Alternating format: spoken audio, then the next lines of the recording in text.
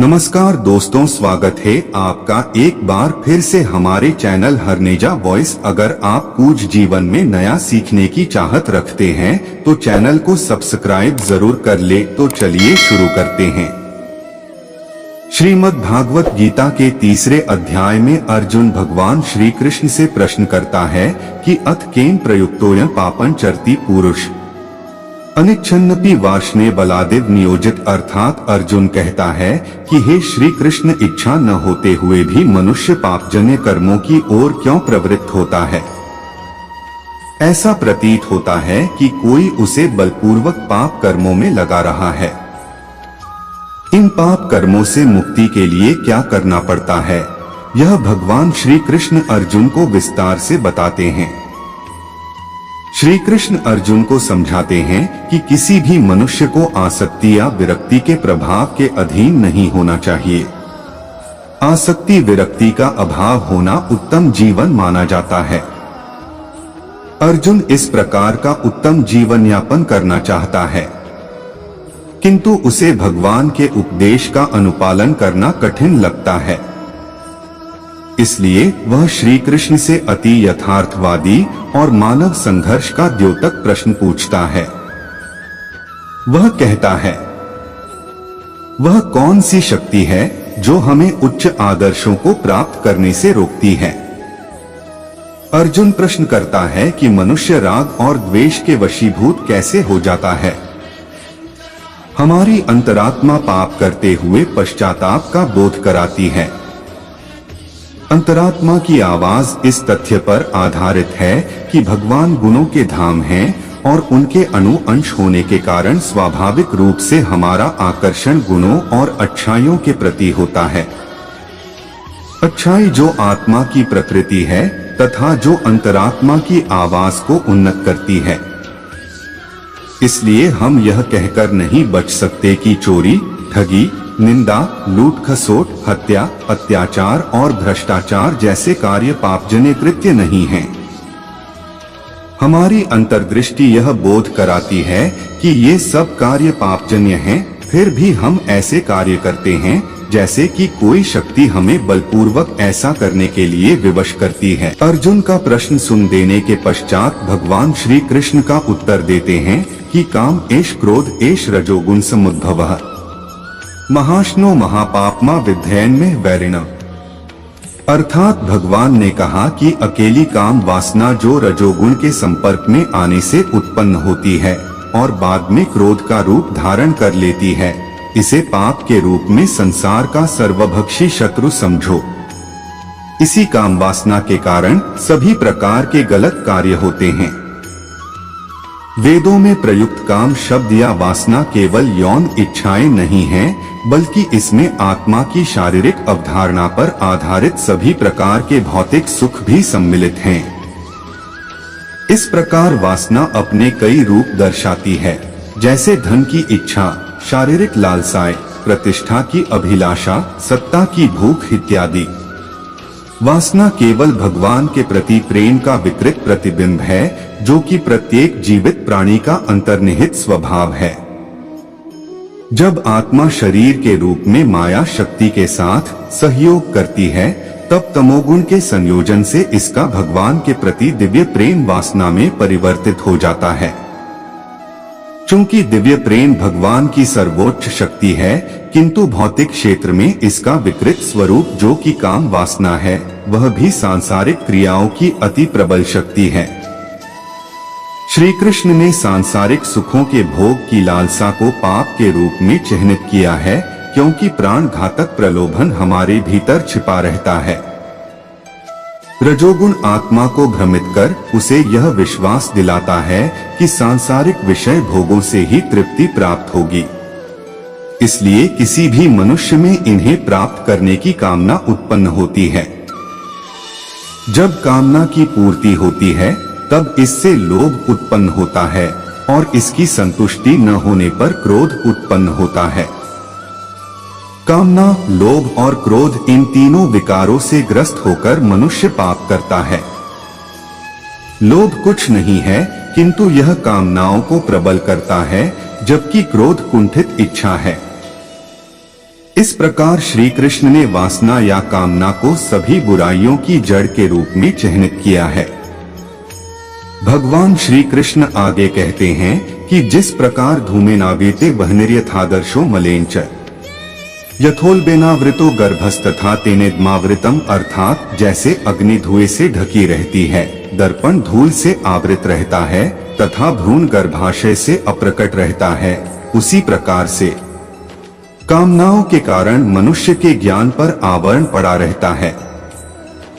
मतलब ज्ञान विवेक शक्ति काम वासना के कारण खत्म हो जाती है। क्या उचित है और क्या अनुचित है कि ज्ञान को विवेक कहा जाता है? यह विवेक मनुष्य की बुद्धि में होता है।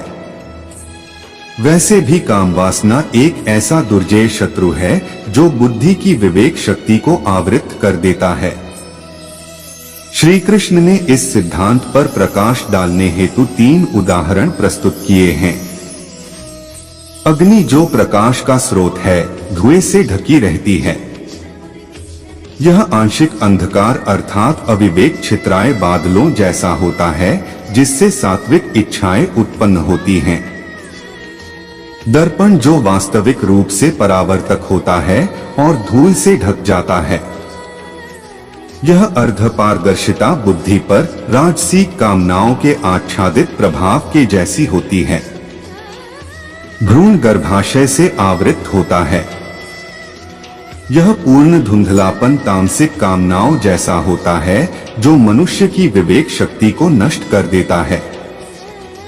समान रूप से हमारी कामनाओं की श्रेणी के समानुपात में हमारे द्वारा सुना और पढ़ा गया आध्यात्मिक ज्ञान आच्छादित हो जाता है। ज्ञान पर जब काम या वासना का प्रभाव बढ़ जाता है तब वह हानिकारक हो जाता है।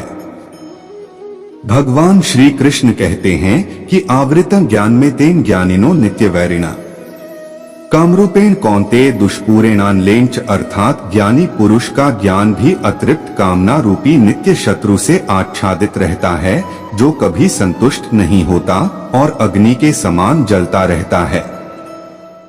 इस श्लोक में भगवान श्री कृष्ण ने काम या वासना की हानिकारक प्रकृति को और अधिक सुस्पष्ट किया है। काम का अर्थ इच्छा, दुष्प्रेरणा का अर्थ अतृप्ति और अनलेन का अर्थ अग्नि के समान है। कामनाएं बुद्धिमान पुरुष के विवेक पर विजय पा लेती हैं और इनकी तुष्टि के लिए उन्हें लुभाती है।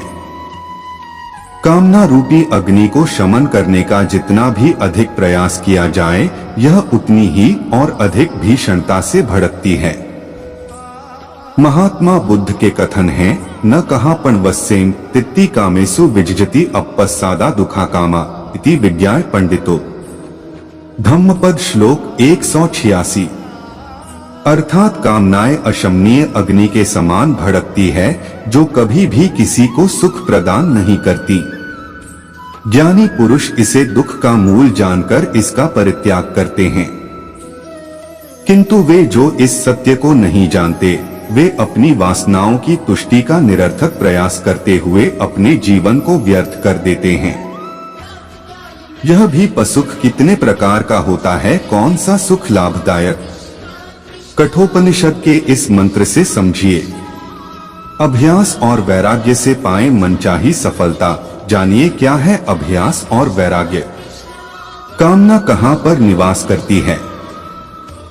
भगवान श्री कृष्ण अर्जुन को सिलसिलेवार बताते हैं कि कामना को किस प्रकार समझकर खत्म किया जाए। सर्वप्रथम उन्होंने कामना को विस्तार से समझाया। इसके बाद अब बताते हैं कि एतैर्विमोह्यत्येष ज्ञानमावृत्य देहिनम, अर्थात इंद्रिय, मन और बुद्धि को कामना की प्रजन भूमि कहा जाता है, जिनके द्वारा यह मनुष्य के ज्ञान को आच्छादित कर लेती है और देहधारियों को मोहित करती है।